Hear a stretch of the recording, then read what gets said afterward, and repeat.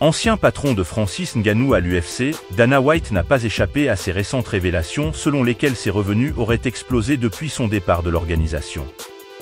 Et comme à son habitude, il s'est assuré de lui répondre avec fracas. Et si la rivalité la plus insistante et bruyante des derniers mois sur la planète Fight n'opposait pas deux combattants? En tout cas, force est de constater que le bif entre Dana White et Francis Ngannou se poursuit, près de 2 ans après que le Predator a quitté l'UFC. Tout particulièrement à l'initiative du grand dirigeant de l'organisation, qui ne laisse passer aucune parole de son ancien protégé sans y réagir. Outre le contrat qu'il a signé au PFL, Ngannou a disputé 2 combats de boxe depuis la fin de son aventure à l'UFC. Au micro de RMC Sport, il affirmait d'ailleurs n'avoir eu besoin que d'un seul pour toucher plus que sur le reste de sa carrière. Une sortie sur laquelle Dana White a été interrogé dans le cadre de sa récente interview pour Kevin Yoli, et qu'il a pris le soin de démentir avec férocité. Voilà ses mots, ce qu'il dit n'est pas nécessairement vrai. C'est le genre de truc que le grand public gobe, mais ce sont des foutaises. Des foutaises totales. C'est le genre de mythe qui pousse tout le monde à dire que les combattants MMA devraient faire de la boxe pour gagner plus d'argent. C'est des foutaises. La boxe ne fonctionne pas, il faut qu'un foutu milliardaire saoudien intervienne pour qu'il y ait des gros combats. Et même un foutu milliardaire saoudien finit par se lasser de tout ce bordel, ce n'est qu'un foutu mythe. Et ce sont ces déclarations qui ne sont absolument pas vraies qui contribuent à tout ça. Tous ceux qui essaient de se lancer dans la boxe finissent par perdre une tonne d'argent.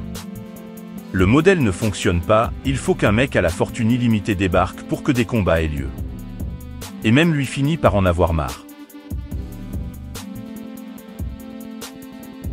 À en croire le businessman, Francis aurait également hérité d'un plus gros pactole s'il avait accepté de rester à l'UFC pour y combattre John Jones. Une donnée qu'il avait pour leur tenue secrète, ce qui lui a valu une autre question en marge des dernières comptant des séries. Et là encore sa réponse s'est voulue cinglante. Il a ajouté ceci: pourquoi est-ce que j'aurais utilisé cet argument plus tôt? Je n'en ai rien à faire. Quelle différence ça aurait fait? Je sais tout ce que vous autres ne savez pas, et je me fiche de ce que tout le monde peut dire. Ça n'a pas d'importance pour moi, mais c'est un fait. On lui a proposé plus d'argent, je connais les vrais chiffres. Et je peux vous dire que l'UFC a tout fait pour que ce foutu combat ait lieu. Bon courage pour démêler le vrai du faux dans ces deux versions opposées. Soi-disant mieux payé en un seul combat de boxe que durant toute sa carrière à l'UFC, Francis Ngannou mentirait purement et simplement selon Dana White. Autant dire que la guerre entre les deux hommes paraît encore loin de son terme.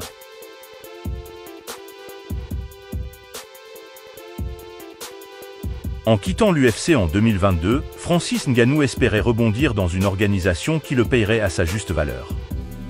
C'est visiblement chose faite, même si Dana White ne le pense pas si riche qu'il le prétend. Le Predator vient de répondre cash à ces accusations. Sur ces dernières années à l'UFC, Francis Ngannou avait bien conscience qu'il était exploité, car pas payé à sa juste valeur.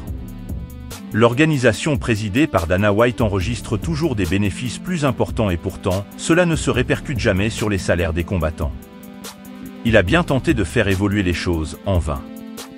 Alors plutôt que de débattre avec un mur, le champion poids lourd a décidé de laisser son titre vacant et de rejoindre le PFL. Une organisation qui acceptait en plus de le voir combattre en boxe.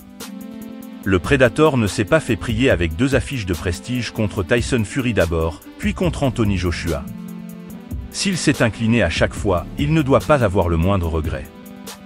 Et notamment sur le plan financier.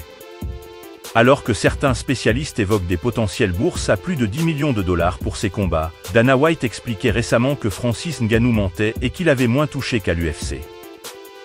De passage sur la chaîne YouTube MMA Junkie, avant son retour à la compétition, le principal intéressé a donné sa version des faits. Voilà ses mots: à ce stade ça fait déjà un bon moment que je ne prends plus ce que dit Dana White pour argent comptant. Je ne lui accorde plus la moindre importance, ce qu'il dit n'a souvent aucun sens. Et je tiens à dire que depuis que j'ai quitté l'UFC, j'ai tout en plus. Beaucoup plus, et je parle de tous les aspects de ma vie, juste pour être clair. Aujourd'hui je combats parce que j'aime ça, plus parce que j'ai besoin de payer mes factures et mes crédits. Ce n'est plus une question d'argent. Et même si je prenais ma retraite aujourd'hui, je m'en sortirais. Dans une autre interview pour CBS Sport, il a continué dans ce sens. À part si Dana était l'homme qui écrivait mes chèques, je ne sais même pas comment il peut savoir ce que je touche. Moi qui ai reçu cet argent après avoir quitté l'UFC et qui peut faire la comparaison, je peux dire qu'il ment. Francis Ngannou est catégorique, il vit très bien depuis qu'il a quitté l'UFC. Il touche beaucoup plus d'argent à chaque apparition, tant mieux pour lui.